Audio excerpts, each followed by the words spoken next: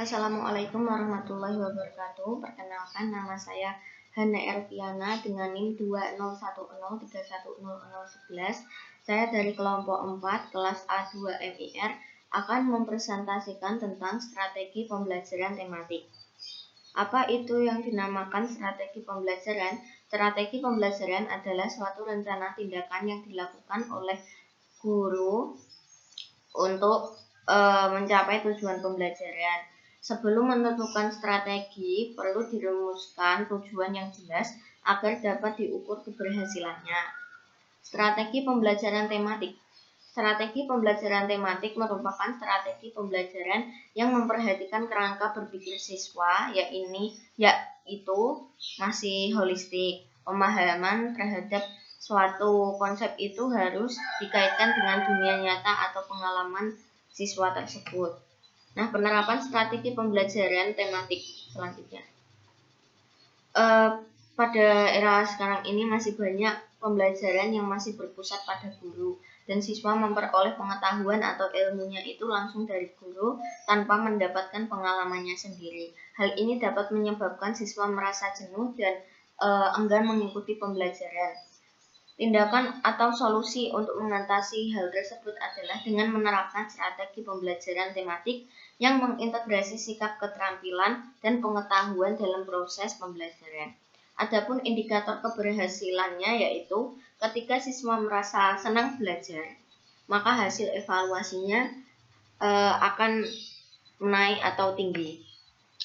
Adapun tahap pelaksanaan pembelajaran tematik ada 3, yaitu kegiatan pembukaan, kegiatan inti, dan kegiatan penutup.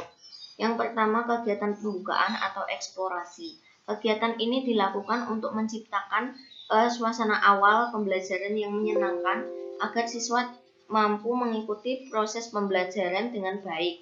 Pada tahap ini dapat dilakukan dengan bercerita, bernyanyi, atau kegiatan yang lainnya.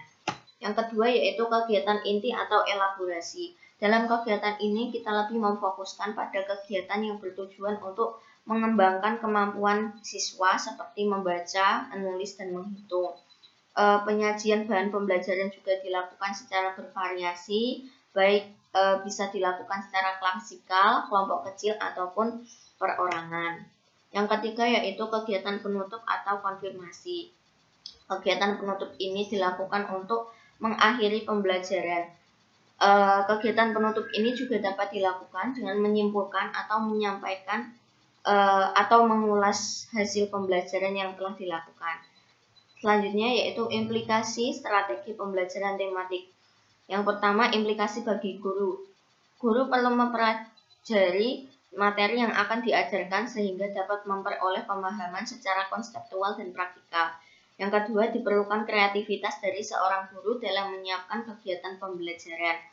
Hal ini dilakukan atau bertujuan untuk agar siswa merasa senang dan tidak jenuh dalam mengikuti kegiatan pembelajaran. Yang selanjutnya yaitu implikasi bagi siswa. Yang pertama, siswa harus siap dalam mengikuti kegiatan pembelajaran, di mana dalam kegiatan tersebut siswa harus belajar secara individu ataupun kelompok. Yang kedua, siswa harus siap dalam mengikuti pembelajaran yang bervariasi, baik dalam berdiskusi kelompok ataupun pemecahan masalah. Selanjutnya, implikasi bagi sarana prasarana sumber belajar dan media.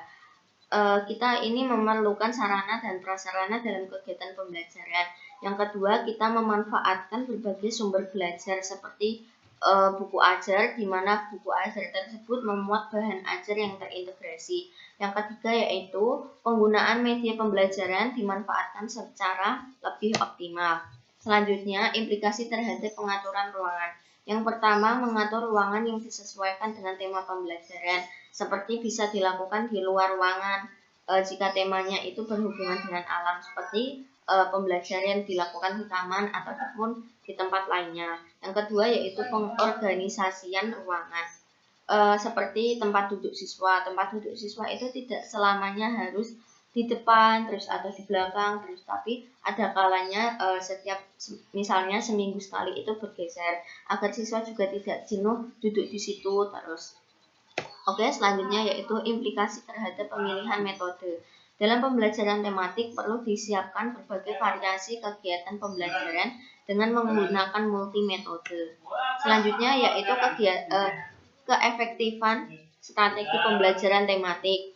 Nah, pembelajaran efektif dapat direalisasikan apabila kita memperhatikan kebutuhan-kebutuhan dasar dari semua siswa dalam merencanakan, mengimplementasikan, dan menilai pembelajaran.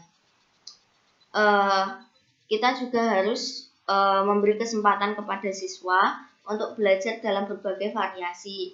Biasanya siswa itu mempunyai persepsi bagaimana cara belajar mereka yang mereka suka atau bagaimana cara belajar yang paling baik bagi mereka.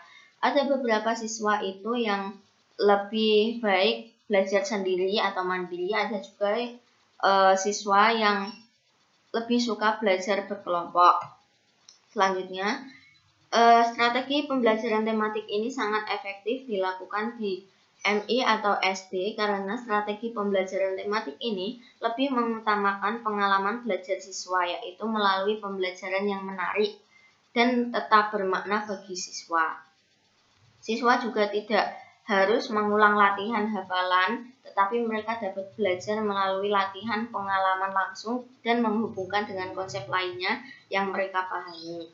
Ada juga proses penalaran interaktif yang menghubungkan satu topik dengan topik lainnya. Bentuk pembelajaran ini disebut pembelajaran terpadu dan pembelajaran didasarkan pada kebutuhan dan perkembangan peserta didik. Baik, sekian dari saya. Terima kasih. Wassalamualaikum warahmatullahi wabarakatuh.